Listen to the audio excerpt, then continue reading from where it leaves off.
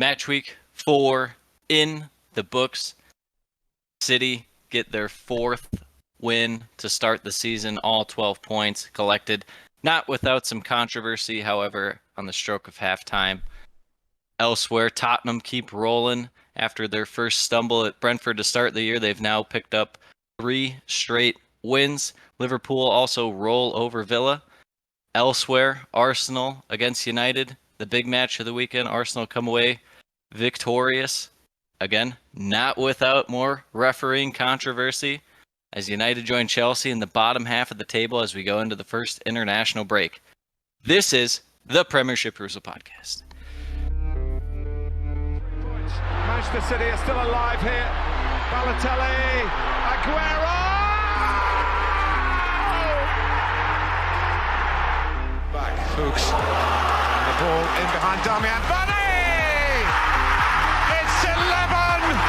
It's heaven for Jamie Vardy! You are an ostrich. Well, your head must be in the sand. Is your head in the sand? Are you flexible enough to get your head in the sand? Now the fans are shouting every week, Louis van Gaal's army! Louis van Gaal's army! Feet after a fabulous start, the game just got away from you there. I have nothing to say. Nothing to say about the game at all. Drama from day one! This is the league we want to watch!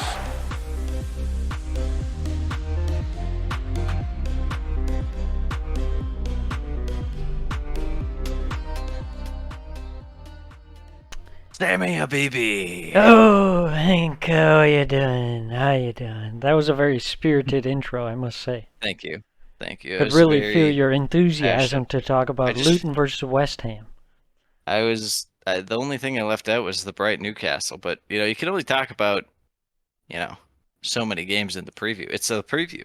There's a reason we have the podcast. Right. You wouldn't want people to listen to the preview and be like, okay, I heard everything. Now I don't have to listen to the rest of the podcast. Exactly. Because then you would be missing out on approximately an hour and 19 minutes of just some high-level expertise. Hilarious that we have it down pat now. Meeting of the minds. Yes, we are the 1 hour and 20-minute merchants, so to say. But anyways, let's get into it. First game of the match week, as I referenced, Luton versus West Ham. Luton, first home game of the season. There you go. There you go. You love the stand. It looked great. I love it because the fans are so close. Yeah, you were saying it reminds you of Loftus. Yes. With it. I think it's like Loftus combined with it kind of is like Vitality in a way, because the stand behind the nets, especially the home end in the first half, but it's also a bit like Swansea, the Liberty, in a way. A little bit. But yeah, it's like 50% QPR and then like 25-25 of Vitality and the Liberty. It's got that nice classic feel to it. Yes, absolutely. Let's get into it, Sam. Yes. Right off the bat, West Ham came out. This was going to be one where they weren't going to be able to just sit back and counter. Yeah, But also you're playing Luton, so it's not going to be insanely hard to break down their back line from what we've seen so far. How dare you say that? The stupendous defense. It's actually not that terrible. Like, it's not good. It's not even average, but it's not. I've seen worse. I'll say that from the bad teams, which is not okay. Well, Luton should be getting like we said, like 15 points this year, but I think they're going to get more after what we've seen so far. It's just their attack is so god awful. It is really bad, and that's why their defense is going to have to be even better. Luton, they were finding some success, just getting the ball out wide and swinging in crosses. That's kind of been their go-to so far this season, and that's when they've looked at their best. Yeah, they did have a little bit more possession than I guess the last few games. I guess against Mhm. Chelsea in the first half, they had one or two spells where they had good possession.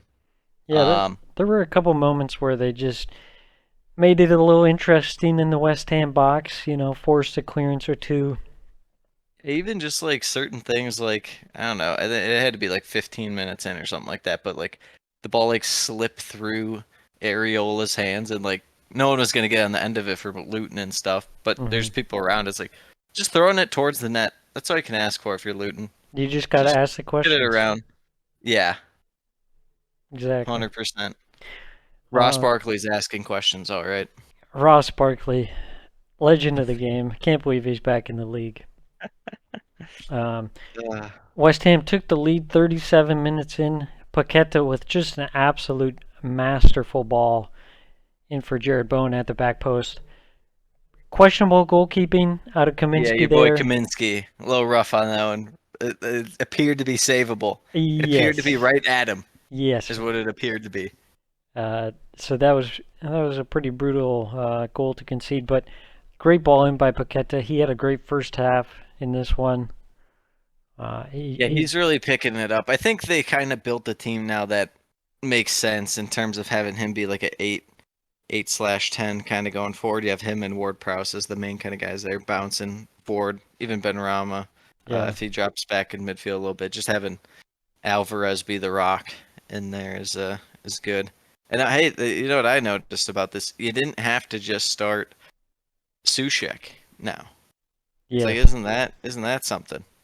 It felt like the last couple of years, it's like they're just throwing him out there no matter what. It's like, Yeah, we are finally free of watching Sushek get rolled out there every game.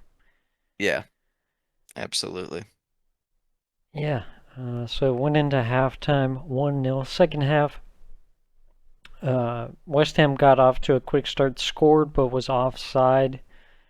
And then, some more chances, some kind of half chances for Luton that, it would have been nice to see if they could have just done a little bit better with. They were lacking quality in the final third. I just wish they could somehow be like, because they had like a ton of corners and that I think they had at least like 9-ish or 10 by like the end of the game. Yeah, It's like if they could just somehow capitalize on, that a little more, given their squad has some pretty big defenders. Just hoof it up. It's bound to at least get to one of them at one point. With that said, they did concede a corner in this one. Yeah. Kurt the cat kicker. Zuma. Did you see the video of him like in training before the game and some fans like yelling at him? He's just like, "Pretend it's a cat! Pretend it's a cat!" as he's like about to kick the ball. And he like looks up for half a second, he like looks down. That's amazing. Yeah, rough one to concede there after having some chances, and then they did pull one back in the added time. Anderson with a header from the 6-yard box. Yeah, I mean that's what they gotta do. I mean, just swing it in from like the midway line, a headed pass across, and then Anderson, gets his head on it. Yeah, it's just like Big lad. You gotta use every chance you can get to put the ball in the box. Make an opportunity Make things happen. for someone 100%. who's tall. Knock it down to a teammate or Simple. put it on Keep goal. it simple. Something. Some controversy as in the 90+ 4th minute possible handball. James Ward-Prowse got hit in the elbow off the corner, but nothing given on that one. Not only if I'm Luton, I'm gonna need that call. As a soccer fan, I'm gonna need that called. Yeah, it was pretty surprising. I get because did it skim off a Luton Town player's head? I thought it might have. I could be wrong, but it like lands on his arm. It's clearly in an unnatural position, away from his body. Like that much is certain. Right. Yeah, I guess like you said, the only thing that you could argue is the deflection first. That kind of he couldn't react to it. I guess I don't know. we don't know what a handball is anyways these days, so I just looked up the replay. It does not appear to go off any Luton okay, player. so It it just was hits in an just arm. should have been a handball. Also, all these we'll get to the reffing and the other games and stuff like that, but they released the call today for the VAR review of the Onana taking out Kalajic. And it's like I don't know what these people are talking about, these refs. Did you hear that by chance? No, I didn't hear that one. No, they're pretty much saying because Dawson had won the header, it was like virtually irrelevant. Because Dawson was behind Kalajic, and they're like, Dawson clearly wins the header, so it doesn't matter that Onana whiffed on it and completely took out the other guy who didn't have the ball. Like I disagree. Yeah, that doesn't really I make sense. I disagree. But this one ends 2-1. Probably a fair result. Yeah, I would think say. so. You know, it's funny though. I think this just proves how fickle football fans are. Watching West Ham, you know, they've done well so far to start the season, and everyone's like, "Oh my God, Moyes is a genius." But like, you know, before the start of the season, people were saying we need to sack Moyes. There's still some West Ham fans that say that. I said he would be favored to be first to be sacked because I didn't trust the board. Yes, It had less to do with exactly. Moyes and more so had to do with the fact it Right. felt like they're heading in different directions. Yet they caved to Moyes for Ward-Prowse, and then I'm sure Moyes also wanted Alvarez, but that's definitely a signing by the board for the most part. But yeah, I mean, you just have to compromise at some point, and you know it worked out. Yeah, for sure. We were talking previously about the disagreements between Moyes and the board, but you know, I think there were some people that were just not happy with his tactics and whatnot, and thought maybe they should move on. But you know, I think it everyone's has singing their something to praises. do with being refreshed too. You know, it's kind of fresh start selling Rice, getting some new blood in, getting more depth. Yeah, Kind of forces you to play a little differently than you did before. Yet you also had the good juju of winning a European Cup. So and I think you know, it comes down to most of the time, all these supporters, they're either like 0 or 100, when in reality, it's somewhere in the middle. You know? always. So, anyways, West Ham pick up another 3 points. They went into first after this game for a short time. And then moving on to Saturday's games. You were not ready. You were not ready for this to be a good game. Who it wasn't was? even that great. It was better than we chaotic. expected. I think Yes. that must be Yes. said. 1,000,000%. 1,000,000%. So we're Sheffield, talking. Everton. Yeah, Sheffield United versus Everton. Unsurprisingly, Everton got off to a decent start with possession, but then the big surprise, or I should say, Everton took the lead 14 minutes in. Yeah, Doucouré scoring from the corner. There was a handball that was just before the corner that yes may have been given had they not scored, but although I guess they didn't look at it after the corner, so I don't know. Because they consider it a different. Yeah, that's true. Different play. Yeah, Doucouré scoring from the subsequent corner on that one. Yeah, Sheffield might feel a bit hard done, but they have some better luck come their way later in the game, to say the least. But yeah, I was just surprised. Everton actually looked really solid early on. Given how Sheffield played last game, I thought that they might come out with a little more kind of punch, especially, you know, since they played better later on against City. But they kind of had, I would say, probably their best set of possession in this game at moments. It actually led their goal actually led, or their possession actually led to a goal in the 33rd minute. Yeah. Cam Archer. From your boy Ollie McBurney, still here. A little hold up play, setting it on a tee for Archer to rip it. Yeah, that was really well done by Sheffield United to set that up. Nothing too complicated. Hamer to cross to McBurney, like you said. Nice control there, just delayed off to Archer. Great finish from Archer there. That was really impressive. Mm-hmm. And then just before halftime, Archer again creating the second goal. This time his shot hitting off the post and right off the back of Pickford for an own goal. Pretty unlucky, that was nuts. but some great play out of Archer just to Surprise! create something. I couldn't believe that Everton were behind. Yeah, for Sheffield was sure. playing fine, but to be behind, I was like, wow. Yeah, the curler off the post, off Pickford's back and in. It's just what can you do if you're Jordan Pickford? Nothing really. Yeah, exactly. But hey, that's what he threw it at the net. Exactly.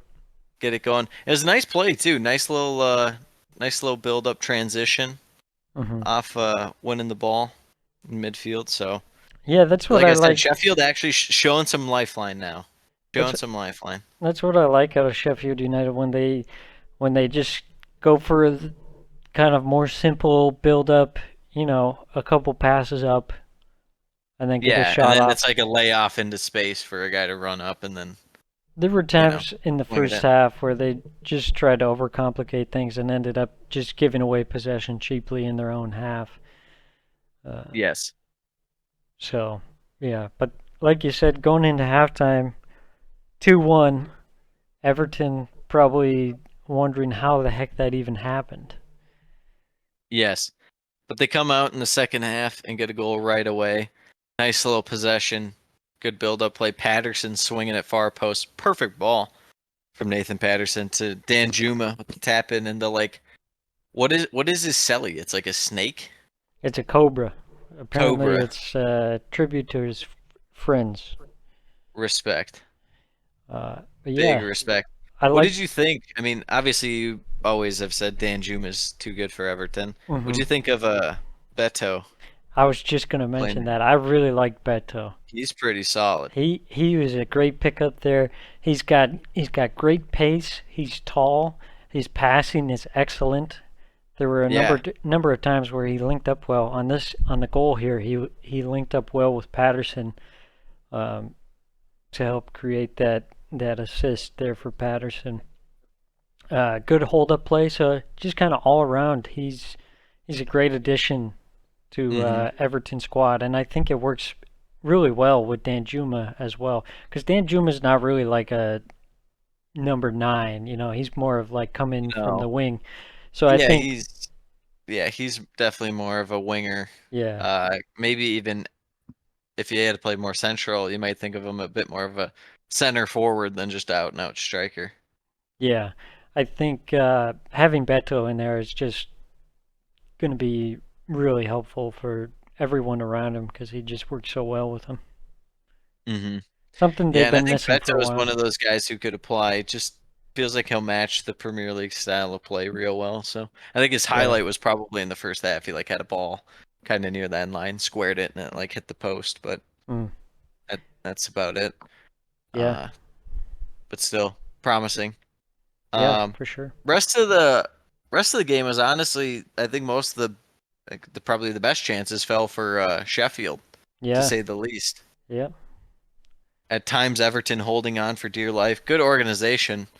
Um, I think the main thing that people probably take away from this game was the free kick wall meme where it was Sheffield creeping up, and then Uh-huh. the ref just respraying the line. Yeah, Just you what put it like what a was yard that? in front. Yeah, that was great. And then probably the double save at the death from Pickford, Yeah, that which was was insane. yeah. I Pickford. mean, your boy Paul Heckingbottom had to be thinking, what do I got to do to get a win? Yeah. And Sean Dyche is probably thinking, thank God. Thank God, can't Thank lose to God. Sheffield United. We can't drop these points. Yeah, Ollie McBurney, if he didn't shoot it right off Pickford's face, he had a chance. Yes. Nonetheless, it ends 2-2. Definitely a way more exciting game than we both would have thought. Hmm. Yeah, showcasing some new players from both sides. Archer on one side, Beto on the other side, and Danjuma as well. Just good additions all around. I mean, Archer looks fantastic. I mean, his finishing looks top class already. So he might be the lifeline that Sheffield United need. I still think they're really light in terms of attack. Yeah, absolutely. It'll be tough for him. Yeah. Everton, I would say they had an opportunity to win this game, especially in the first half. You know, Sheffield United created those 2 goals kind of out of nowhere. You would have In a liked to certain see sense, yeah. Everton put the foot down a little bit more and capitalize on some chances. Yeah, capitalize while you're still holding a leader. It's at least a neutral position. Unfortunately, some unlucky bounces not going their way, but then at the end, some lucky bounces going their way. So I True. feel like a draw is fair. It just depends how you want to, Yeah. cut it. Yeah. 1-1, 2-2, 3-3. But let's go to another 2-2 game, Sam. Yeah. Brentford, Bournemouth. The Bees. You said there's too many B teams up here. Too many B teams. One of them, it's going to be Brentford now. Yes, Brentford.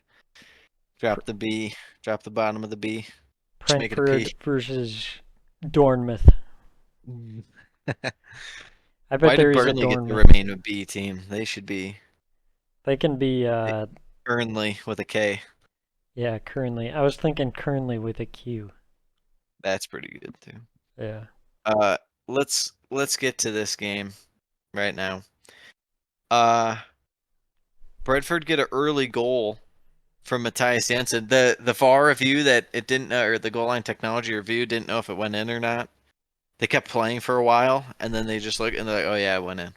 Yeah, because didn't they, the goal line review system wasn't working and they had to Yeah. use VAR to confirm that it went in. Yes. Yes. Yeah, that was What's a bit going of a on with weird one. the G Tech Stadium? They had the first game had a delay because of water. There's no water or whatever coming in, and now this game there's some issue with the goal line technology. It's like, what the heck, Brentford? What are you doing? Yeah, come on, get the Georgia Tech Stadium cooking. They're taking the Moneyball meme too literally and just going full Oakland A's. Pretty It's like soon, where our sewage will stadium doesn't be function. Yeah, leaking. pouring out of the stadium.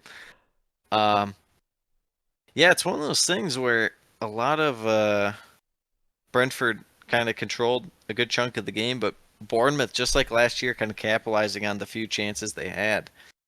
Yeah, right, exactly. Yeah, Brentford a lot more possession in this one. It took a while for Bournemouth to even really get into the game at all. And then there was a couple chances from both sides, eventually leading to the equalizer from Big Dom Solanke hitting on the counter and just slotting it at the near post. Really well taken by Solanke there to draw a level for Bournemouth. Yeah. Yeah, Big Dom, we're big fans of his. Yes, sir. And then it was kind of Bournemouth for the rest of the first half. We were a little bit more in control. Really interesting but game. nothing really dynamic about the way Bournemouth were playing towards Mhm. the end of the first half, but the whole second half after it was 1-1 was virtually all Brentford just pouring on the pressure. Yeah. Yeah, it was pretty surprising to see Bournemouth actually hang into this one. Yeah, especially their defense hasn't been the sharpest lately, and they're really missing a defensive aspect to their midfield, and I think that they're gonna have to look at that. Obviously, Rothwell was dropped from this one, Hmm. and they put Lewis Cook in there, but again, that's not really a defensive-minded player. And then even their subs, Tavernier and David Brooks, came on, and it's like, I don't know, maybe they're just missing kind of like they need a 6 planted midfield in order to win the ball a little more and stuff. But Brentford from all sorts of different variety of ways kind of putting the pressure on. And it's one of those things with Brentford, Shada's looked good lately. We said this was one of those games you didn't really notice him a ton whenever he doesn't score. That's kind of how it goes for him. But even Keen Lewis Potter coming on looked pretty good, had a real good chance too. So Big miss. Even though he was offside. Yeah, that was pretty tough. Yeah, Wisa did have a shot hit off the post. But yeah, it was a lot of chances for Brentford. But then, surprisingly, it was actually Bournemouth who got the next goal after a big mistake from Rico Henry. Yeah, just like falling over, slipping. Yeah. Or the back pass. The back pass, rather. Back pass, yeah. Went straight to Tavernier. Passes to David Brooks. Very well composed to round Flecken to score on that one, to take the unexpected lead after they had been taking all the pressure from Brentford. A very, very un-Brentford-like error on that from Henry. Yeah, it was funny too because the commentators were talking. They're like, "Oh, Rico Henry is so good. He should be playing for England." And then he goes and does that. Yes. There was a chance a few minutes later for David Brooks, nearly added a third, but his curling effort went just wide. And then the big equalizer at the end of the game. Who else other than Brian Mbeumo grabbing the late equalizer? Just a real nice turn, getting the long ball up. Mistake out of young Kirkes, who gambled too much on that ball and completely lost out on it, allowing Mbeumo to just get open and take that chance to grab the equalizer. Finishes 2-2. Yeah, I would say you'd probably say if any team deserved to win, it'd be Brentford in this one. But good result for Bournemouth, given the fact the performance wasn't all that spectacular. But I felt Brentford could have a potential to slip up here. That's why I thought Bournemouth might steal this one. But, I wouldn't say their performance really was a slip up. It was just kind of one moment, kind of not really lost them the game, but kind of limited their potential on this one. I think it's one of those where if you played over 10 times, Brentford win like 6 or 7. Yeah, for sure. So Brentford, they'll be disappointed in this one. They had the chances, just weren't quite clinical enough to get it over the line, and then they'll probably not be too happy about the mistakes there defensively in that second goal. Yeah, you would suspect not. Very, like we said, very Thomas Frank like. Very odd four fixtures to start the year for Brentford. 1 win and 3 draws to start. Kind of strange. It's like, it could be worse. We're undefeated, but also 3 draws, not the most ideal. Yeah, for sure. Especially, go to a team who has. Oh, I was just gonna say, especially when you have chances to win those games. True. Yeah, this one they really didn't because that Rico Henry error kind of pinned them in a spot where they could only really grab a draw. Yeah. So let's move on to a team that's quite thrilled with their start to the season, Tottenham Hotspur. One of those teams who drew with Brentford. This team is absolutely on fire. They are cooking. They are, in fact, Tottenham Hotspur are likable and they are cooking. We're living in an upside down world. Well, I'll tell you what, it didn't start off ideal for him because Lyle Foster grabbed the goal for Burnley. And honestly, it was a very nice worked goal by Burnley. This is really the pinnacle of Burnley and kind of what people were thinking about him to start the year, right? Yeah, exactly. That Vincent Kompany style of passing to work the ball, like you said. It was really kind of their first involvement in the game as Tottenham opened the game with most of the possession there. But yeah, Koleosho getting the assist on that one. Yeah, Burnley some decent passing throughout the first half, but Tottenham getting the equalizer just 16 minutes in. Son getting the long ball up, links up well with Manor Solomon, and scores with Yes. just a delightful chip. Yeah, Tottenham's finishing right now is amazing, especially in this game. But Manor Solomon, we thought would kind of come in, be a depth piece, kind of play sparingly, I guess. But for Charlison on the bench, they kind of put Son a little more forward, and Solomon kind of doing his thing out wide. He looked real good out there. We saw his flashes for Fulham last year, obviously. Yeah, and I think that's sometimes you have guys that just when you put them around better players, they elevate their game. 100%. I think that could be the case for him. Yeah. Burnley had a decent chance through Amdouni that went just wide. And then towards the end of the half, Tottenham were absolutely just dominating possession, and Burnley were kind of hanging on for dear life. Yeah, it really came down to Tottenham being able to win the ball virtually any time Burnley tried to go through. And once again, Basuma just absolutely shredding out there right now, playing real well, to say the least. Tottenham just looking like a bunch of killers out there in midfield. Normally not the case. In form, you could make the case that they probably have one of, if not the best midfields in the league. How crazy is that? Yeah, I think so. And you could definitely tell Burnley going with the 4-4-2, just that man short in midfield, and Tottenham were making them pay for it. 100%. They finally got the payoff. 45 plus 2. Christian Romero scores an absolute rocket shortly after a corner. Just out here sniping. Yeah, that was an absolute blast. It kind of just falls out to him, goes far post, upper 90. That's kind of the I guess the ups and downs of Christian Romero. It's one of those things where he'll make an amazing play on defense that virtually no one else can make, and then he'll make a stupid error that kind of lets something up. Same case with this. I mean, he'll just belt one in there, and it's like you don't really need that out of a center back. You don't expect that, but it's fantastic when he steps up and does it. Yeah, for sure. Goes into halftime, 2-1 Tottenham, and they get off to a pretty good start in the second half. James Maddison opened the scoring with a terrific strike from outside the box.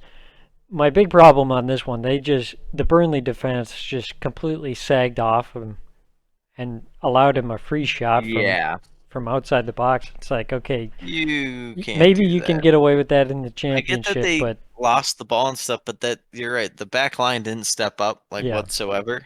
Yeah. I didn't like that at all. Another assist for you, doggy.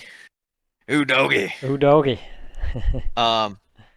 Yeah, there's a lot of talk about Maddison this week, and people kind of, being like, "Oh, James Maddison signing in the summer already" and stuff. It's like, yeah, it's a fair shout. It's obviously a long season, so a lot to go. But I mean, we loved the Maddison signing right away. It was very odd that there wasn't much competition for him. I guess it was Newcastle was another team that was up there, and it felt like you probably go Maddison or Harvey Barnes. You don't do both if you're Newcastle, because then that's a bit overload, and it's like, well, are those guys going to get enough games? And style might be a little different because you typically run a 4-3-3, but I don't know. It was there for Tottenham. We said it was amazing business by Tottenham, but James Maddison, he's a very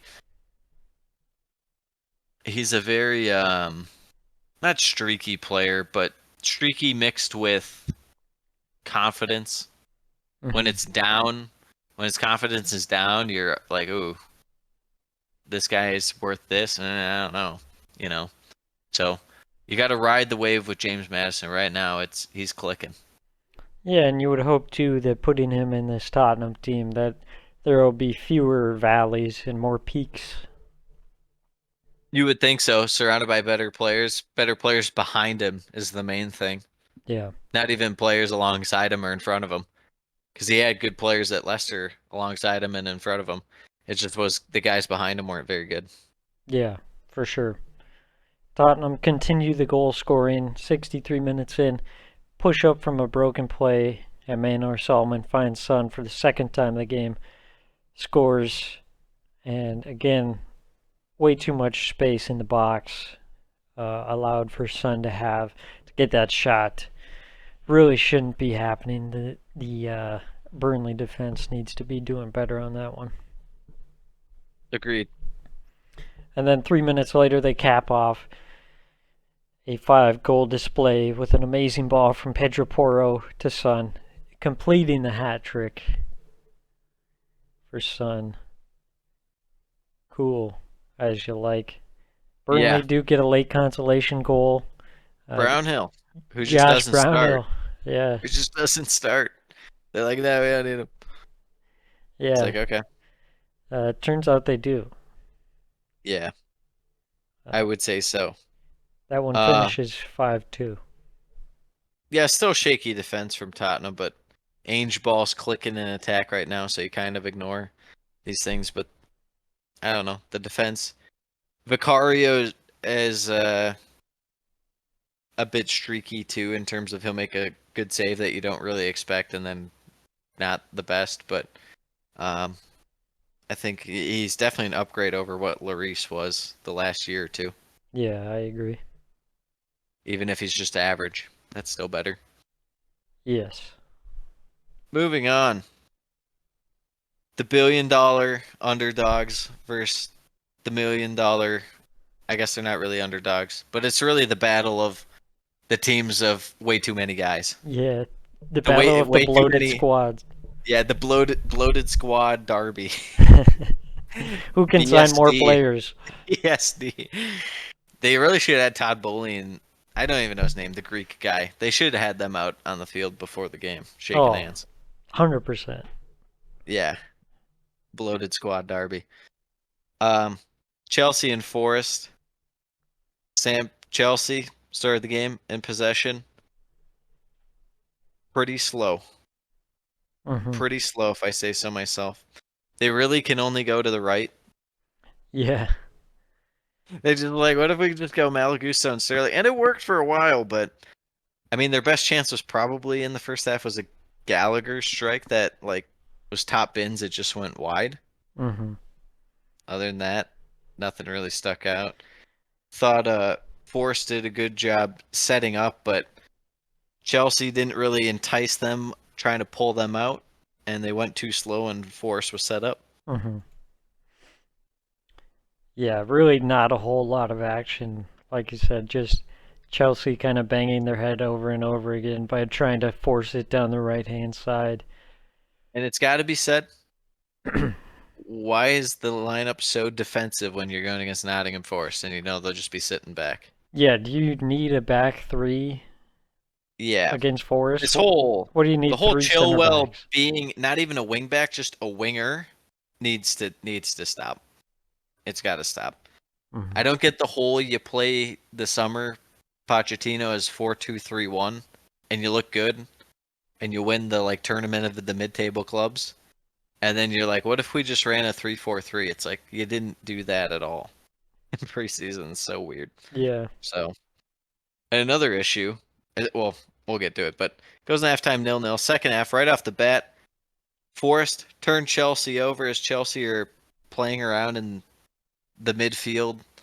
Turned over. Awani slides a through ball to Sam's guy, Anthony Alonga. Slots it home for the lead. 1-0 Forest. This is my problem with Chelsea, too, is they'll just, like, they have their back to play a lot.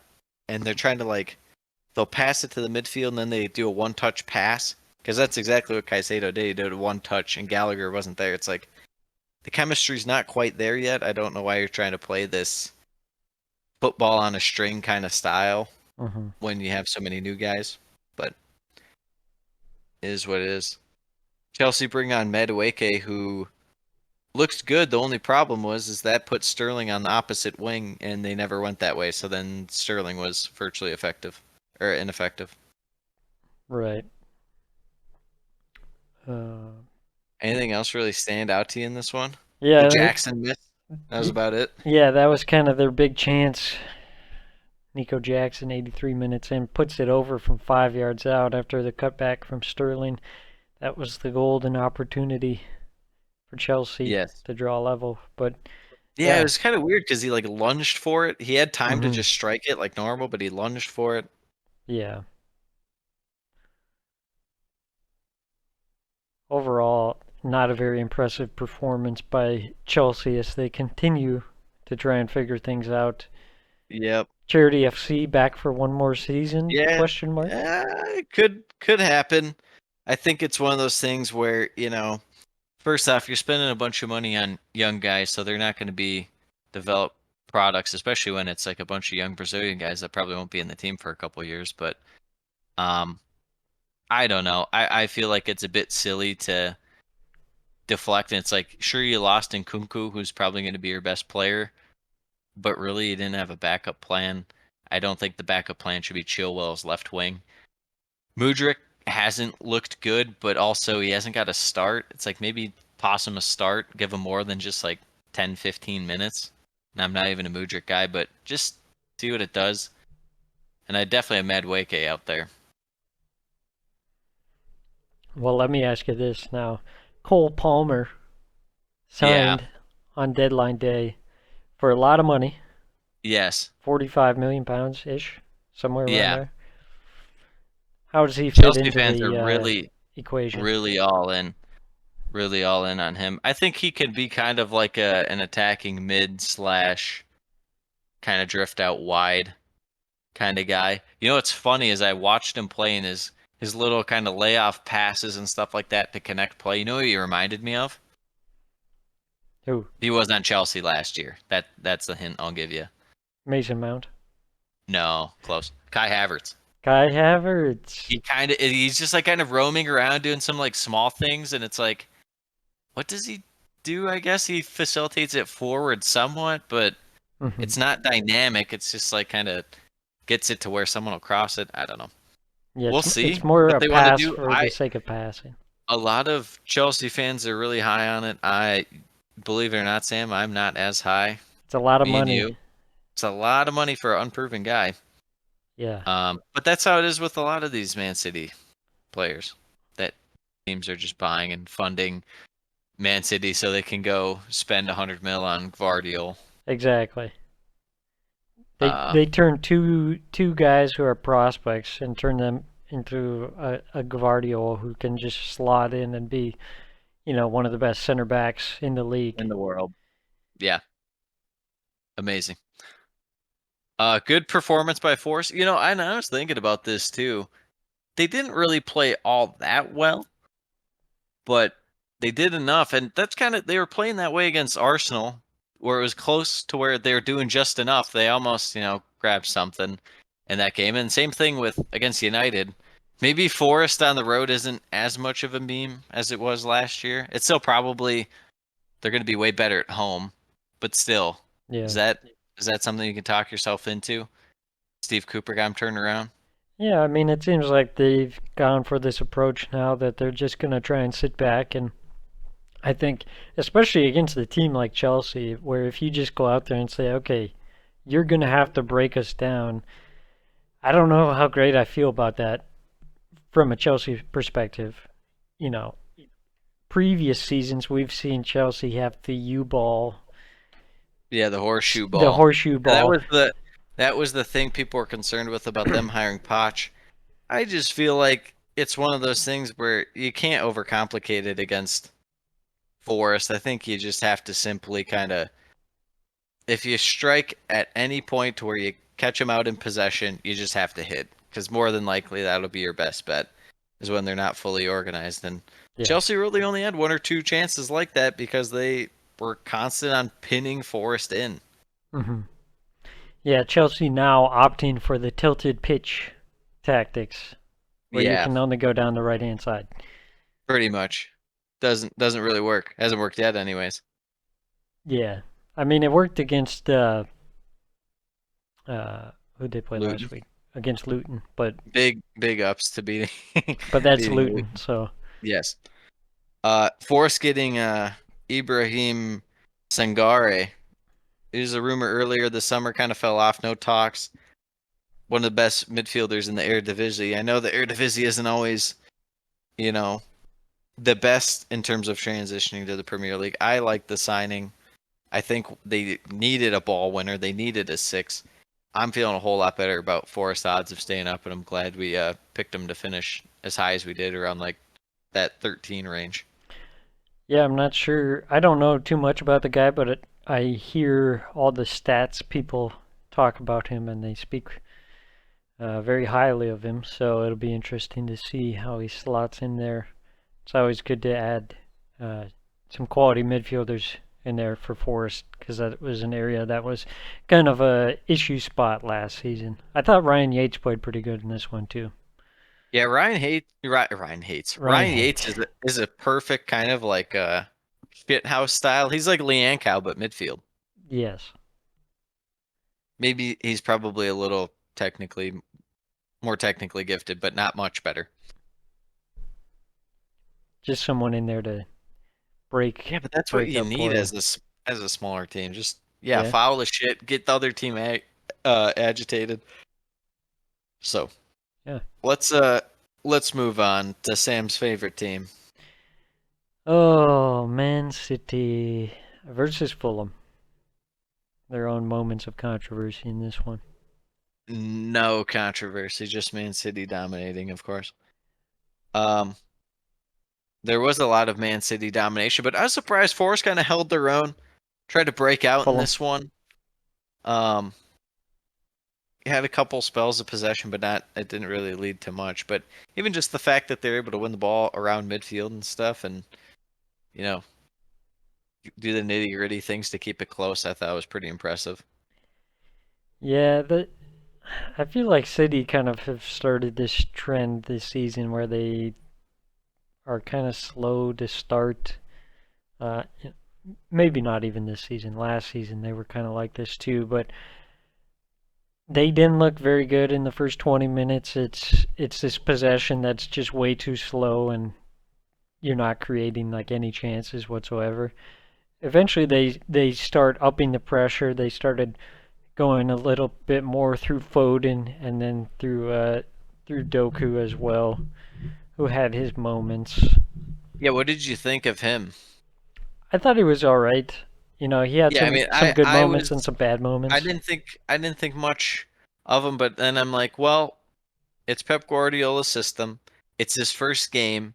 He hasn't played with any of these guys before, right. So I'm definitely going to give him a break. But I was like, I'm not super duper impressed. He's kind of like a Troy style guy, but I have full confidence that he'll get to where City need him to be.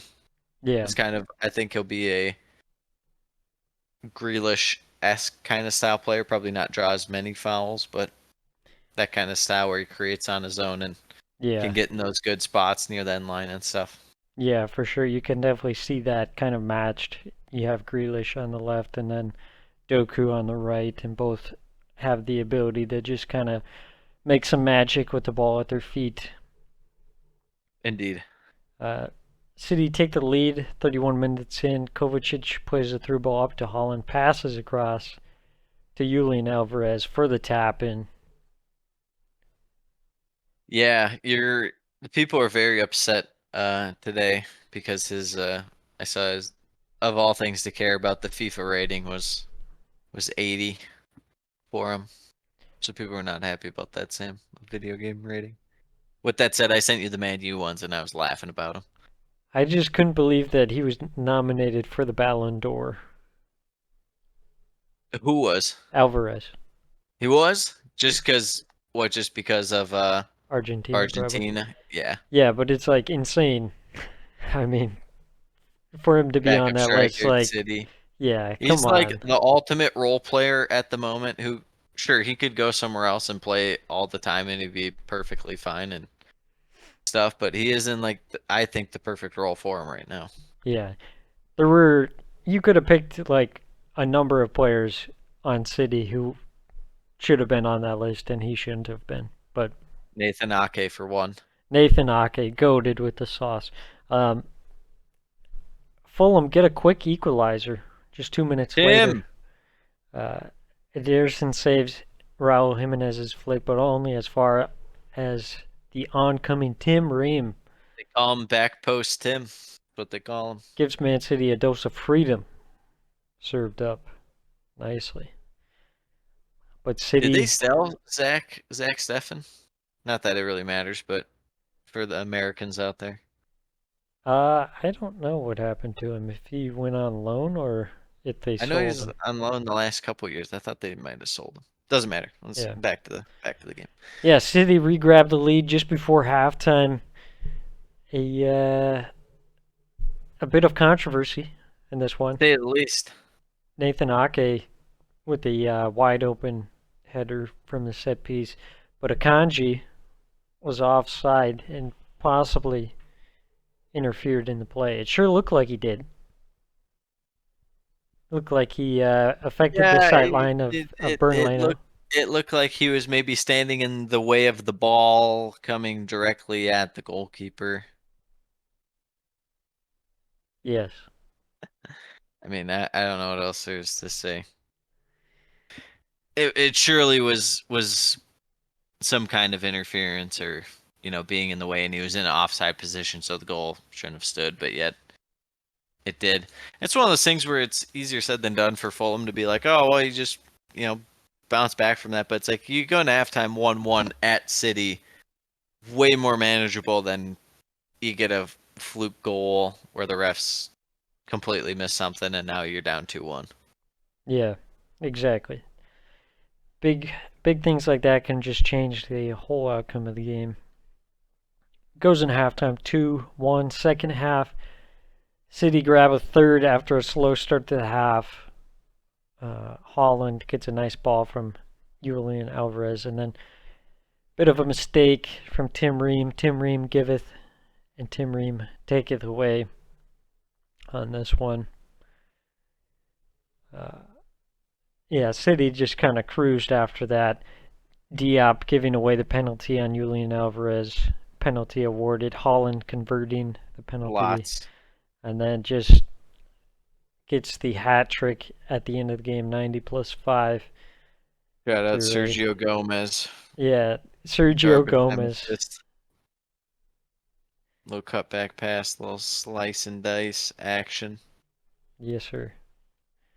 Shout out Calvin Phillips for getting in this game too, and Oscar Bob. Hell yeah. How about that? Yeah, I mean City's gonna beat Fulham regardless, but I thought Fulham played not too bad, honestly, even though it was 5-1. How deflating must it be if you're Fulham to go down 2-1 at half because of a stupid goal? Yeah, but Fulham a lot of bad bounces. bounces. Just like last year against Man U, they get the 2 guys sent off in the cup, and it's like, oh boy.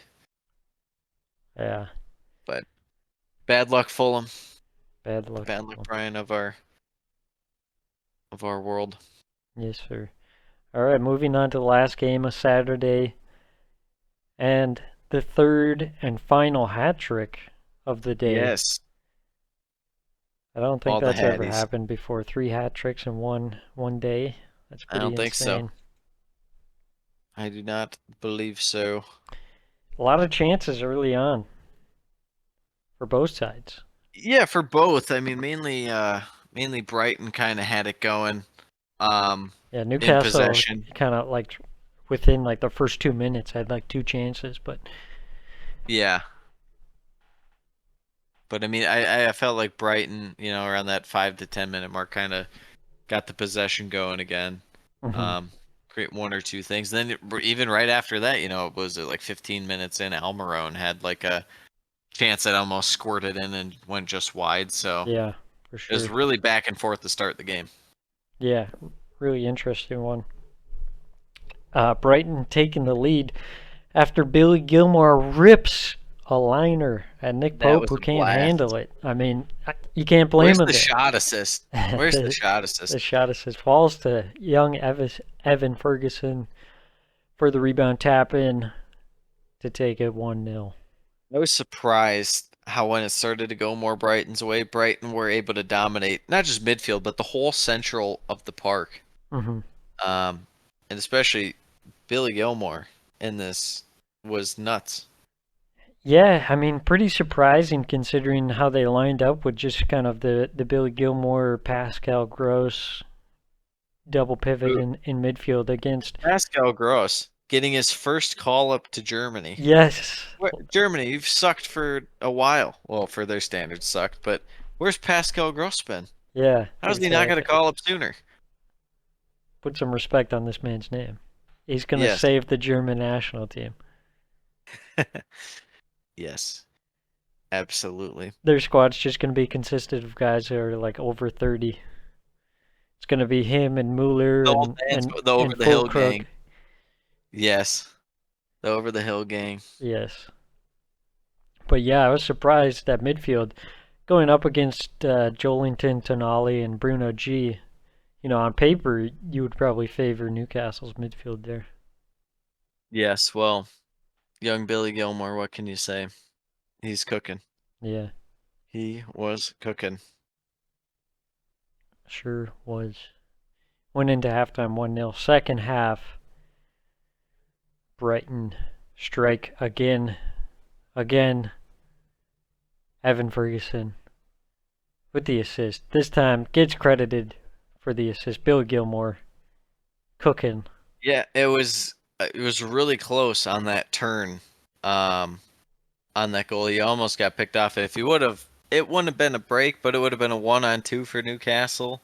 Mm-hmm. Even then, you know, I mean, Brighton were posted up with possession for a little bit, but yeah, I mean, the fact that Billy Gilmore, it's just one through ball all the way through to Ferguson, and he's already near the edge of the box. He just sends a curler in. Tough for Pope to get to that. Yeah, really questionable defense on this one. No one wanted to step up to Ferguson. You know, maybe a result of the adjusted back line, Matt Target coming in, Dan Burns sliding over to center back since no Sven Botman for this one. But same thing on the third goal, you know. I mean, it's Matoma galloping through the middle of the field, lays it off for Ferguson. Ferguson's kind of holding up play on the edge of the box. He's looking around, scanning his options. He's like, I'm just going to shoot. No one's going to close out on me. Then left foot curler. But, I mean, obviously a little deflection, but... yeah. Disappointing effort from Cher on the block. It was just kind of like a half-hearted turn. You know, it didn't look like he was really putting himself out there for that one. For a full block. Yeah, it makes me wonder about Newcastle in terms of it's kind of a tough start to the season with the schedule and stuff, but it makes me wonder if if they don't achieve what they want to, which is Champions League football, and they end up, you know, maybe next year they're more like Conference League or maybe even out of it, they're 8th or something. Not only about how, but how much Eddie Howe that is, but how much, you know, clear out there is as far as guys like Target and Share, and it's like we get different depth pieces. Yeah. And we add a lot more in terms of other guys. Yeah, I think so. Also, I gotta know when my boy Lou Hall and Livramento are gonna cook for Newcastle, the former Chelsea boys. Yeah, I'd be putting in Lou Hall over Matty Target any day. Yes. You know, also like my boy Harvey Barnes getting in there a little bit more. Yeah, no, for sure. I also would like to point out the fact that I said I like how James Milner starts every game for Brighton, and then he's on the bench this game. Yeah. They had to make some changes after last week. They made the changes, and you know, it worked out for him. And James Milner, Europa League specialist, lads on tour. Yeah, it looks like perhaps Van Hecke taking the reins at that second center back position, coming in to replace Webster there. And then Dahoud on the bench for this one as well. Yeah, good rotation for Brighton. Ends up 3-1 because Newcastle do get a goal. Callum Wilson, ultimate garbage goal, just a long ball hoofed forward, and I don't even remember who the center back was, but he pretty much gave a Share effort out there as far as making a tackle. Callum Wilson said, "I'm coming away with something." He grabs the goal, but disappointing for Newcastle. It's one of those things where like I said, tough start to the year, but you figured they would have been in these games a little more. Mm-hmm. Especially the Newcastle game was really theirs to lose, quite frankly. The Newcastle versus Newcastle. Yes, Newcastle versus Newcastle. Liverpool. The Liverpool game. Yeah. Yeah, it's one thing to have games like that, but then, like you said, this one is like you got to be a little more competitive. Well, I just wonder with the Liverpool thing if it broke them mentally for a bit and they need this international break Yeah. because they look super deflated once they conceded Yeah. in this one compared to, and I think part of it's that Newcastle game. They had the lead. Newcastle go down to 10 men and you lose 2-1 on 2 Darwizi Habibi goals is really their 2 main chances. Right. So we'll have to check on Newcastle, see if they have the mental fortitude to bounce back after the break. I think there was also a part of this was that Newcastle matched up pretty well for Brighton, just in terms of play style. They wanted to press, and that's what Brighton likes when teams want to press them because they know how to work the ball around and invite that pressure and then build out from the back and break the press and then get those chances going forward. Yes. I agree. All right, moving on to the Sunday matchups. First game, Crystal Palace versus Wolves. This one turned into a bit of a shootout in the second half. Bit of a second half shootout. Yeah. Getting into the game, some decent possession to start with from Wolves, but it was kind of more the same as classic Wolves, all possession and nothing in the final third whatsoever.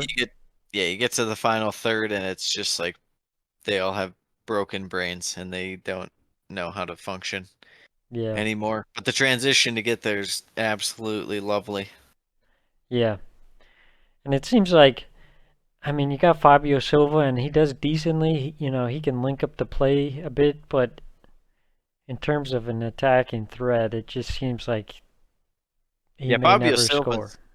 Yeah, Fabio Silva's definitely much improved in terms of where he was from the last time he was in the Premier League with Wolves, but it's really not going all that great. I feel like your boy Kalajic should just be starting at this point. Yeah, I was surprised. He scored in the League Cup as well, although I'm sure they have to ease him back into it a bit, but I'm sure. Yeah. And Sarabia has not been doing a whole lot to start this year, but I guess it's better than Hwang Hee-chan, who they put on anyways because he needed a goal and he got a goal. But just in general, it's like, I don't know. I get they're working on limited budget, but I feel like they could really add another guy in midfield. Yeah. And it always shows. Or even just drop Cunha back a little bit because I don't think he's a out and out striker. Mm-hmm. Where they've really kind of been relying on him to bag some more goals than he has. Yeah, for sure. Until today. Palace had some moments kind of in the middle of the first half. They had a potential penalty shout after a review on a foul on Eze, but not given. Looked like he went down kind of soft on that one. Yes. Unfortunately, not going to get that call. Ayew had a big chance after a poor giveaway, but he missed it horribly, as you would expect Ayew. Hey, Jordan Ayew won Crystal Palace Player of the Month.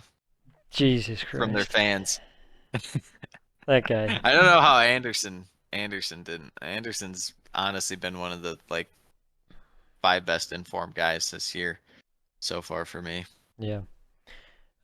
Yeah, it sure looked like Palace were more likely to score despite not having the majority of the possession. And then towards the end of the first half, it was a bit more towards Wolves again, but again, just very little in terms of attacking threat.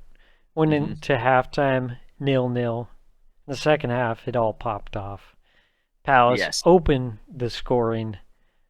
They take the lead through Edouard with a nice cross to the near post from Mitchell. They finally have figured out how to use Edouard. Just put in those crosses and let him gamble on it. This time, popping up at the near post. Nice cross in there from Tyrek Mitchell. Yeah, the Tyrek Mitchell bounce back season. I think you hinted at it to start the year, and it's coming to fruition. Same with Edouard. You said just plug him in, just keep him, just roll with one of them, and I think Edouard's the guy you want to go with, and Yeah. we've seen that so far. But even Mateta getting in the action on this one, getting some assists as well. Yeah. Obviously, Huang Hee-chan gets an equalizer, little Pedro Neto sauce. Huang Hee-chan gets a goal, make it 1-1. But after that, like I was saying, we got Mateta getting 2 assists in this game, Sam. So really double trouble from the 2 Crystal Palace attackers who don't really show up. It was like a opposite game with Edouard popping up and Mateta popping up, and then Wolves don't score, yet they score twice against Crystal Palace, who've had one of the best defenses to start the year. Yeah. It's just a insane game. Yeah. Sure was. Yeah. The impact of the subs, I mean, you had Huang Hee-chan come in and then, like you said, scored almost immediately. And then Mateta coming in, 2 assists there. That second goal for Palace did excellent on the header down for Eze, who then did really nicely himself, kind of to improvise the finish to take the lead. And that's like just some peak Eze, just making stuff happen in the box and showing really high level of technical skills. That's exactly what you want out of Eze. And then Absolutely. Then Mateta again linking up well with Edouard for the third, who creates space in the box and does well with the shot. Wolves getting that late consolation goal for Cunha, but it was literally at like the last kick of the game. Yeah, it was. I think it was literally the last one. Yeah. Again, Pedro Neto getting another assist. I just had to completely give up, sell all my stock on him, and now he's doing stuff. Yeah. But I mean, Still, his stock was at 0. you gotta feel like the scoreline flatters Wolves a bit on this one. I think it was pretty obvious that Crystal Palace was the superior team. They'll probably be disappointed conceding 2 goals, especially to Wolves here. Preventable goals. The one at the end probably just switching off there. It was really the weekend of garbage time goals. You know, Brownhill getting one, Callum Wilson getting one, Cunha getting one. Yeah. That's how it goes. Exactly. Got to play until the final whistle. Let's move on. Liverpool and Villa. Yeah, this one didn't go as Sam, I'm feeling like we can lock Liverpool in to top 3. I know the season's long, there's injuries. Maybe I'm getting ahead of myself, but I feel like we can lock them in to where we had them to start the year. You know, I think there's a good shout. Hey, man, I was the one who's saying Liverpool dark horse to win the league. Yeah. So I don't have a problem with that. You know, a potential Tottenham, you can't rule them out. They've started off really well, and it's, you know, a good chance they can't continue that form, but can't be ruled out. Yeah.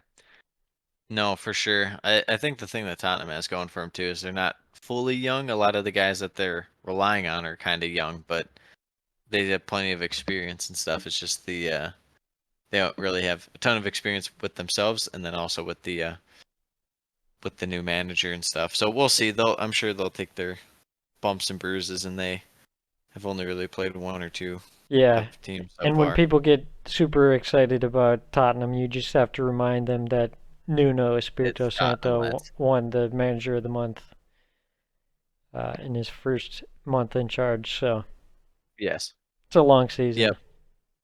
Calma, as they say. But there's no calma when your boy Sobe Water, aka Sobishlai, blasted one off the corner. I don't even know how that went through when I was watching it live. I was very confused. Yeah, pretty nutty. Off of the corner, Villa conceding the corner from a mistake trying to play out of the back. Common theme throughout this game. Really bothered me, Villa trying to play out of the back. I think that's like the ultimate downside of Unai Emery, is that he's obsessed with playing out of the back. Even though you have such great options to just spring a long ball up. I mean, you got freaking Ollie Watkins, who's great at that. Yeah, there's no second option with Diaby, him. uh, and then you got guys on the bench like Leon Bailey came on early on due to injury. But still, they opted for playing out of the back so much, and it really cost them this game. I know what they do. I mean, they'll always play out of the back. Even last year against Liverpool, I think it was a kind of a close one, but I, I think they fell just short last year. I'm trying to remember what the scoreline was last time they played, but it's like, Didn't they draw you like know, 2-2 or something?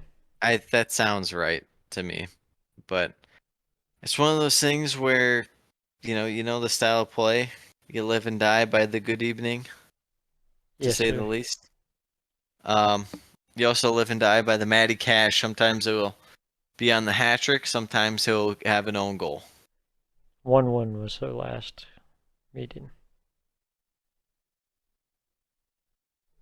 Yeah, something like that. But anyways, uh, Liverpool get the second goal. Matty Cash own goal. I think it was Darweezy Habibi, who ended up like with the original shot. Yeah, it was. Habibi had freaking. He could have scored a hat trick in this game. He really could have, but he said no, thank you. He thought maybe after last week's performance it could propel him into some goal scoring, but it was not the said case. no. He hit the post too in the first half, right? If I remember correctly. This Was it shot saved? hit off the post. Yeah, this one did. Yeah, because it hit it on Cash, trampled it in. I thought he hit the post again or something, or He may maybe it have. was saved. It was more like a chip. I forget when it was, but yeah, I was just surprised how comfortable Liverpool were able to play in possession. It was very much Villa not really trying to press and go at them. Yeah. Then Villa in possession was nothing really that spectacular getting forward. If they did get forward, it was pretty limited. It was guys were isolated, or it was just like crosses that were never going to be anything really. Mm-hmm. But I mean, they didn't really have to worry about that because 90% of it felt like Liverpool had the ball. Yeah, exactly. And Liverpool, it was just so easy for them. I mean, they were just getting the ball up. Salah was just torching Luca Digne.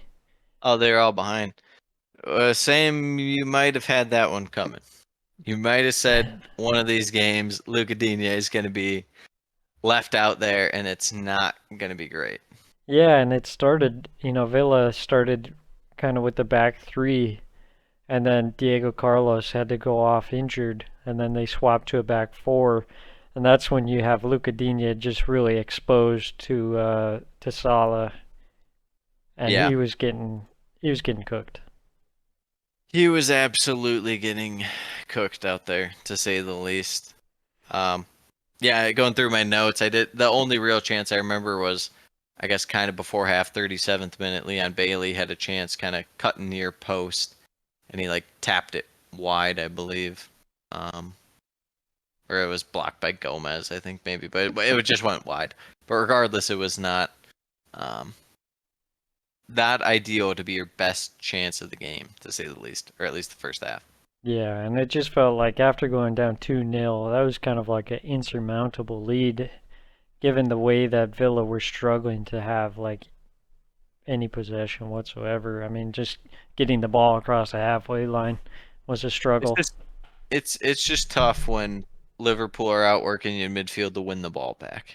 There's no way that if you let Liverpool, if you can't not only not exploit their weakness, but actually look okay at their weakness, there's no hope for you.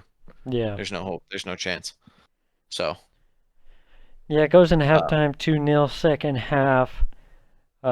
Cash had a big chance just Yeah, after right at the start. halftime, and then Darwin Núñez had a chance from the opposite end of that one, and then Mo Salah popping up at the back post to tap in for That Darwin was the Núñez.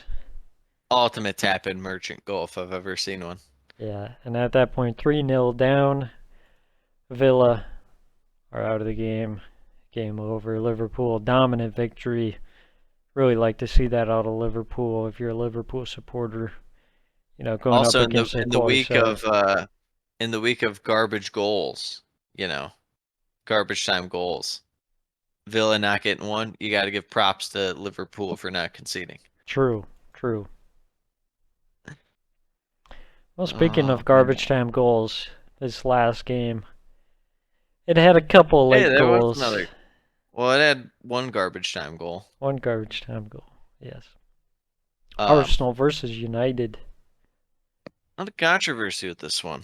A lot of controversy. I think it's a bit silly, but what do I know? Sam, how did you feel going into this one? Were you feeling confident? I was a little nervous considering that United can hit on the counter through Rashford pretty quickly, and Arsenal have a tendency to just, switch off for that moment and then concede on one shot, pretty much. It sounds like you're describing Chelsea. Kai Havertz does get the start. You called that he to get the start. I Yeah. thought they might drop him. Keep rolling with him. He should He have wasn't been as on bad. merit. He wasn't as bad this game, but he still was not what you would hope for Yeah, out of. He's not Xhaka level. no. But you could tell what Arteta is trying to do. He's just trying to force it. Hope that Yes. by playing him, eventually he'll fit in there. So only time will tell to see if that works. But yeah, he wasn't as bad this game, but it'd be pretty hard to match how bad he was in the last game. But also, Fabio Vieira gets another assist this game, albeit it is the garbage time goal. But I don't know, Sam. Yeah, Might be the year of Fabio Vieira. it could be. It absolutely could be. Arteta says he's a changed man. But That makes it sound like he killed someone or something. Not that he sucked for a whole year at his profession. Getting back to it, it was United opening the scoring 27 minutes in. Marcus Rashford getting the assist from Christian Eriksen. And again, it was kind of like Arsenal were dominating possession, and then United All get took this. was one error. Kai Havertz giveaway. Yep, Kai Havertz giveaway. Very frustrating. Kai Havertz with one of the worst shanks of eternity, too. Yes, sir. Very hard to watch. Thankfully, Arsenal go down to the other end and score Immediately. through a fantastic shot from Martin Odegaard. Just hitting that first time rocket from the top of the box Absolute on blast. the Martinelli cutback. And it was very Arsenal-esque in the link-up play with it going Martinelli, and it goes back, then Nketiah up to Martinelli, and then back to Odegaard. It was truly a special sequence there. Yeah, fantastic play there. It goes into halftime 1-1, second half. A little bit more United, I would say. Arsenal didn't really look very good for a good chunk of the second half, which was kind of disappointing. You would have thought Arsenal would have been pushing a bit harder to get that goal, but something about them coming out in the second half was pretty lackluster. I thought it was pretty good on United's job to kind of suck Arsenal out of the game. Yeah. Or suck the life out of the game. I can't even talk right now. Too busy sucking. But I thought, yeah, he's shocking. It's Mertanog, and I'm shocking. No, I thought that especially their link-up play too was a lot better than it's been throughout the season at times. This year, I thought, Bruno actually played pretty decent for, given the fact he either is popping off or not showing up at all. He was kind of, at least relevant this game. Rashford and Martial had a couple decent chances early in the second half. Couldn't do much. Your guy, Lispini man, not doing a whole lot this game, Sam. Not doing good, and he's got some controversy on some Yeah, off-field matters, so it's not looking good for Le Spinny Man. yeah. He might not be spinning for a bit. Yes. Kai Havertz penalty takes a dive. Shameless. Shameless dive. They review it. No penalty after the review. I can't help but feel like if it's not United, if it's like a smaller team, that they still keep it and they say it's not clear and obvious. Well, let me Is that ask you crazy? this: if that was Bruno who won the penalty, do they overturn it? I think what happens is no matter what, Bruno is actually crying on the field. He's crying Yeah. like a big baby. I think he's crying on the field, and they feel real bad and ashamed, and they're cringing, and they just give it to him. Yeah, I think so. I just thought, like, I could see where you say it's not a penalty. You know, it's Yeah. pretty minimal contact. But I feel like, given the precedent that they've set so far, for them to initially give it and then to say It's that not was a clear and clear and obvious. obvious error, That's what I'm saying. I feel like if that's Fulham, it stands. Yeah. That's how I feel. Yeah, it's just more inconsistency out of the referees. You have no idea what's going to happen. And of course, the second they send him to the monitor that he's going to overturn it because they won't send him over any other reason why. So, Yep. Martinelli had a blast that went wide. I'm trying to think what else happened. It was actually really action packed, like last 30, 25 minutes. A lot going on. yeah, United had to swap The both defensive center subs. backs. Yeah, the defensive subs. Le Butcher was it was not going to happen for him. Had to come off. When Johnny Evans came on though, Sam. When Johnny Evans came on. When you roll back the Leicester City back line of Johnny Evans and Harry Maguire, things are gonna get good. What did you think about your boy Højlund? Well, he had that one chance that was ruled offside. Really tight margins in that one.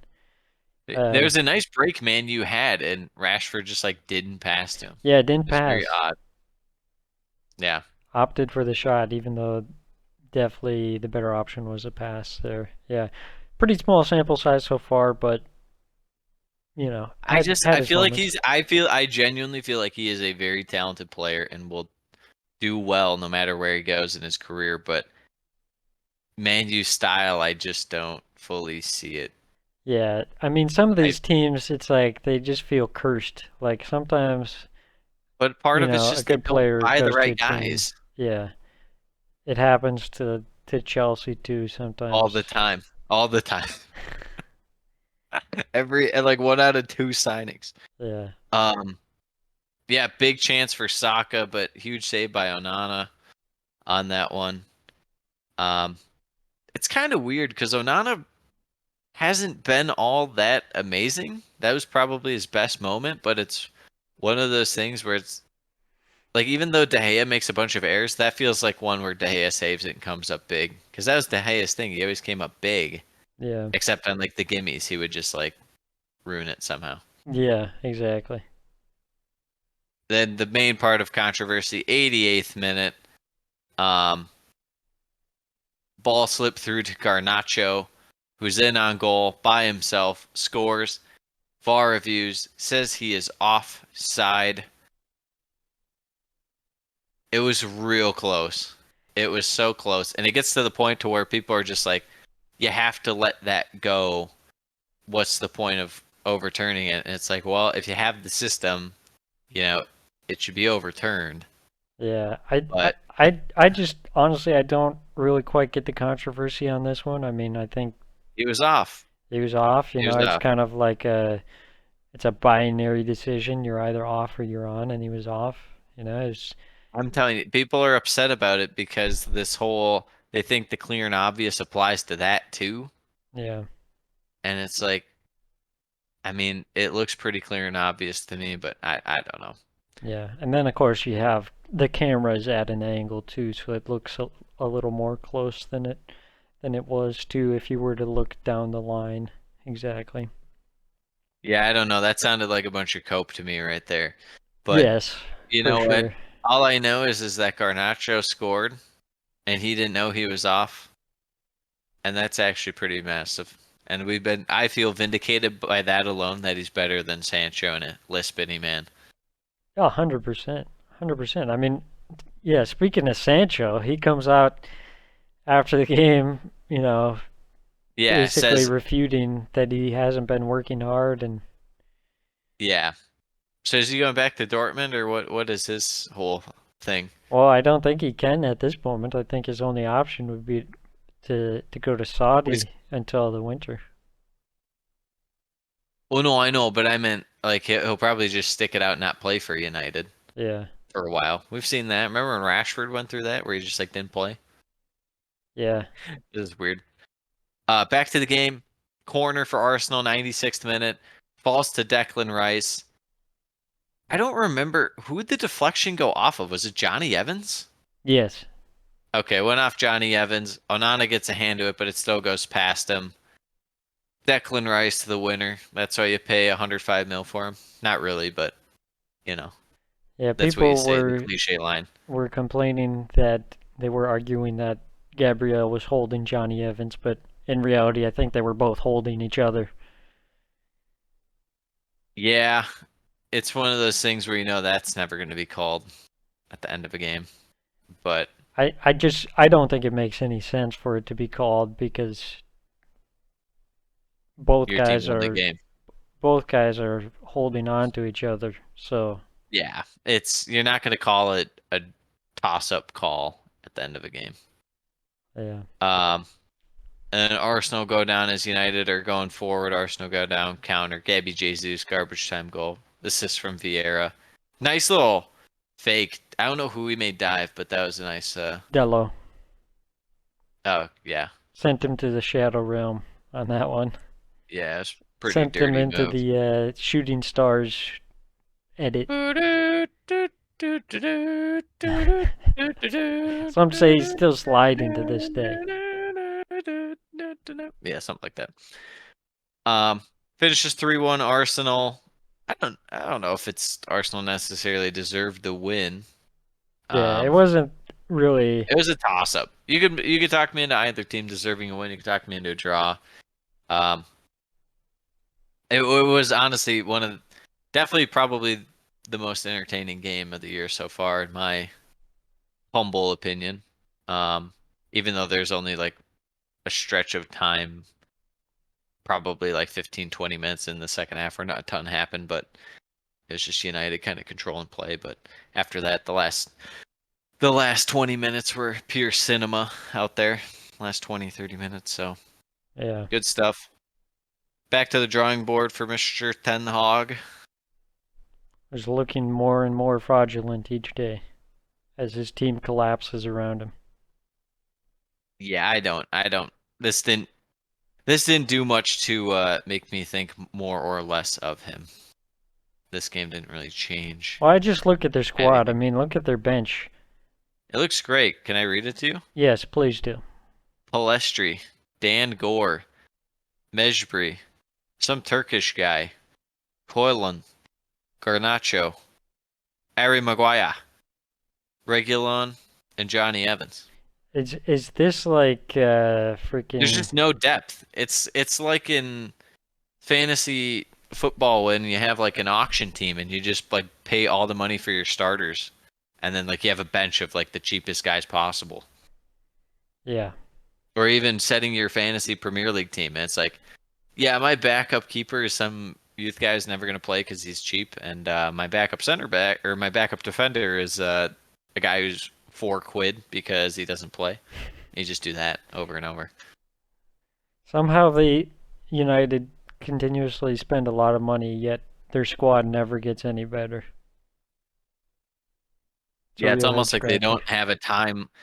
I kind of hate this, that I'm even saying this, but the whole like idea of having a timeline and guys got to be the right age and same age and mixed match. You should really just be looking to get talent, but you just have to find a team that makes sense together. And United never really patch it together because their transfer strategy is always muddled. But Yeah. it is what it is. And apparently they're looking to give Wan-Bissaka a contract extension, which I find hilarious. Well, Man U fans absolutely love him for some reason.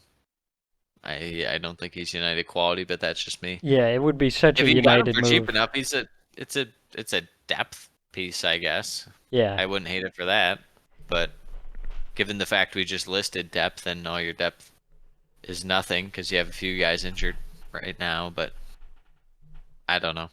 Yeah, You'll go and it's spend 67 mil on Hoyland, and you'll go and spend 60 mil on Onana, and it's like, eh. I guess Onana makes more sense because you didn't have a keeper, but still. spending a bunch on Mount. Yeah, Mount is a tough one. Yeah. All right. Well, that wraps up the games for the week. No predictions No for predictions. next week. Obviously, international break and stuff. Sam, as we go into the international break, what are 3 talking points that you have that are on your mind? Your biggest takeaways, I guess. Whether it's something that you changed your mind, whether it's something that you feel vindicated on, whether it's just something that you really wanted to be talking about. What do you got before we head out?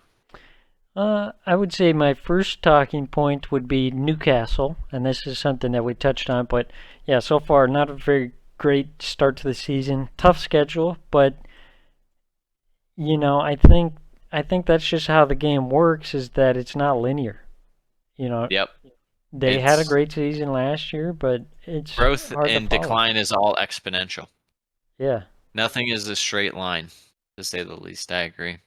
yeah. Second would be probably Tottenham. They've been really interesting so far. I mean, I didn't quite expect to see how revitalized they would look. I mean, even Son has been looking good. Freaking Yeah, hat after trick the in this first game game. here. Yeah. And it wasn't like the Leicester hat trick last year where we were laughing at it because it was like Yeah, Leicester were like died. toast. Yeah. Yeah, but it's just interesting to see. Obviously, James Madison, we thought he would suit in well for this team, and he's been wonderful.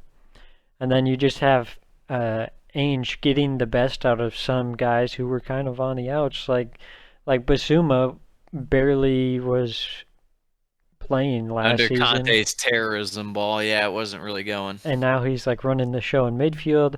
Pop Sars had some decent performances. You got Udogi, who's come into the team and done well.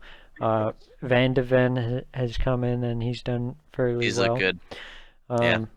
Yeah, so it's just kind of a revitalized team.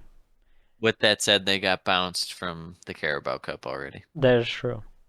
Yes. Any other takeaways? One last takeaway? My for ya? last takeaway, I'll go with something a little different in terms of teams. We'll go with West Ham. Obviously, a great start to the season, but I'm still hesitant. I feel like people are like jumping the gun that West Ham is like the best team ever. Yeah. It feels a little premature. I'm not saying that they're not going to have a good season, but it just seems like people are really excited about West Ham. Yeah. I would probably say if I pick 3 things, first would be the main 2 surprises would be Tottenham and West Ham. I think part of it, a bit of its schedule and stuff, and West Ham, they're gonna have European football, so the depth will still be somewhat of a concern. But they've looked well. They've looked more refreshed, more balanced, like we talked about. Same with Tottenham. Just refreshed is how you describe those 2 teams. They're definitely the biggest surprise teams so far. I would say second would be Villa will just get thrashed by any team that's like marginally better than them / plays a style that they're not accustomed to. They'll just get thrashed. But then any team that plays into their hands are gonna get killed. Mm-hmm. It's kind of crazy. with that. And then I would say, lastly, wrapping it up, I was going to say, what was I going to say? I might have forgot now. Oh, the Liverpool being not only, my favorites to be in top 3, like we said before the year, but also they're actually slightly more title contenders than we thought. But again, very much like West Ham, can't get too far ahead of yourself with that because they still have European football and the depth isn't the best still. So Yeah. you don't want to get worked over that. If I had to touch on one last thing, I'd say the newly promoted teams at least have gotten a little better the last couple of games. It was really dire the last few the first games. It was looking like, oh man, they might just all come up and go right back down. I was gonna say something on that point as well. I was just gonna say that I've been disappointed. I haven't really seen anything from them that shows me that I think they could stay up. Like, I agree with your point that they've been better than Yeah, what but we the first bar saw. was so low the Right. first 2-3 games for each team. It was like, oh my god. Like last season, we saw Bournemouth, and we are like, okay, there's some potential there. Forest have some potential. They're getting some results at home, but so far, I haven't seen anything out of the newly promoted teams. So, still a long ways to go. Yes, But absolutely. we shall see. All right, Sam. We'll be back next week. We'll be talking about all the lovely things that we decide to come up with. We'll probably try to recap the end of the transfer window. I know we touched last week that we were going to do it this week, but we'll probably just go over a few more of the sneaky signings towards the end of the window that we liked and kind of break down where teams stand through 4 games and whatnot, what's got to change and stuff. So, anything else you would like to discuss before we depart? No, I think that does it for this week. Lovely. All right. Until next time, adios. Peace, amigos. Sayonara.